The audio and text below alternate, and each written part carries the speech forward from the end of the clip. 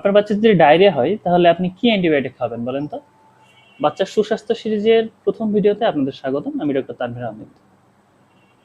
আমাদের কাছে প্রতিনিয়ত যেই রোগটা নিয়ে বাচ্চারা সবার আগে আসে সেটা হচ্ছে বাচ্চার ডায়রিয়া। এবং ডায়রিয়া হওয়ার পরে সবার প্রথম তারা হাসপাতালে আসার আগে তারা যে কাজটা করে তারা হচ্ছে ফার্মেসিতে যায়। এবং ফার্মেসিতে গেলে ফার্মেসিওয়ালাদেরকে যখন বলে যে তার বাচ্চার ডায়রিয়া হচ্ছে, তখন ফার্মেসিওয়ালা তাদেরকে কিছু অ্যান্টিবায়োটিক দিয়ে দেয়। আসলে কি অ্যান্টিবায়োটিক কার্যকর? উত্তর হচ্ছে না। অধিকাংশই ডায়রিয়া আমাদের হয়ে থাকে রোটা ভাইরাসের জন্য। এবং যে কোনো ভাইরাস ঘটিত ডায়রিয়া বলেন, জ্বর বলেন বা যে কোনো ভাইরাস ঘটিত রোগে অ্যান্টিবায়োটিকের কোনোই কার্যকারিতা নাই। তাহলে অ্যান্টিবায়োটিক এখানে কি কাজ করে? অ্যান্টিবায়োটিক এখানে উল্টা কাজ করে। অর্থাৎ আপনি যদি আপনার বাচ্চাকে ডায়রিয়া হওয়ার পরে অ্যান্টিবায়োটিক খাওয়ান তাহলে তো সারবেই না, উল্টা সেই ডায়রিয়াটা আরো দীর্ঘস্থায়ী হতে পারে।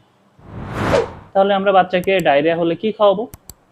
ডায়রিয়া হলে আমরা বাচ্চাকে ওরস্যালাইন খাওয়াবো। প্রতিবার পাতলা পায়খানার পরে আমরা তাদেরকে ওরস্যালাইন খাওয়াবো এবং সাথে জিঙ্ক খাওয়াবো, জিঙ্ক সাপ্লিমেন্ট খাওয়াবো।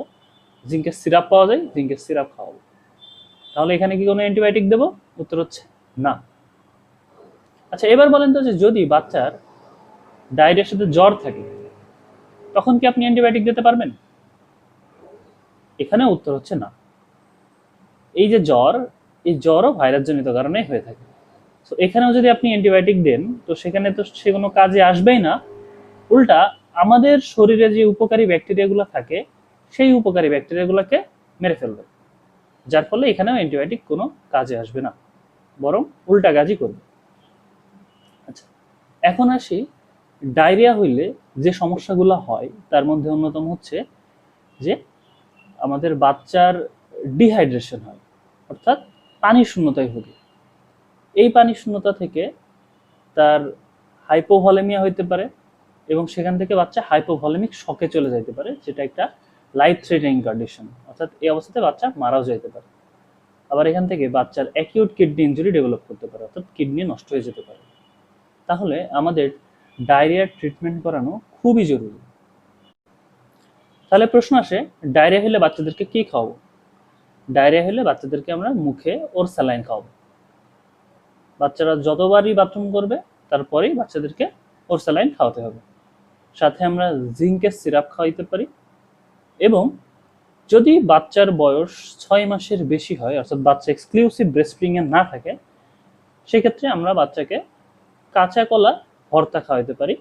সেক্ষেত্রে একটা কাঁচা কলা খোসা সহ 3 ভাগ করব, করে প্রতি ভাগ কাঁচা কলা চটকিয়ে বা ভর্তা করে আমরা একদিনে 3 ভাগের 1 ভাগ কলা খাওয়াবো, কাঁচা কলা খোসা সহ ভর্তা করে। তাহলে বাচ্চার যেই ডায়রিয়াটা আছে এটা অনেকাংশেই কমে যাবে। এখন তাহলে কি আমরা অ্যান্টিবায়োটিক কখনোই দিব না? আমরা শুধুমাত্র কয়েকটা বিশেষ কন্ডিশনে অ্যান্টিবায়োটিক দিয়ে থাকি।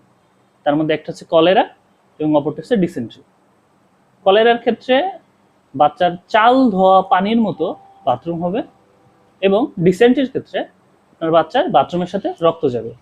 তো কেবলমাত্র এই দুইটা কন্ডিশন দেখলেই আপনারা বাচ্চাকে অ্যান্টিবায়োটিক খাওয়াইতে পারেন, আদারওয়াইজ অ্যান্টিবায়োটিকের কোনো রোল নাই। সো সচেতন থাকুন, আপনার বাচ্চাকে সুস্থ রাখুন।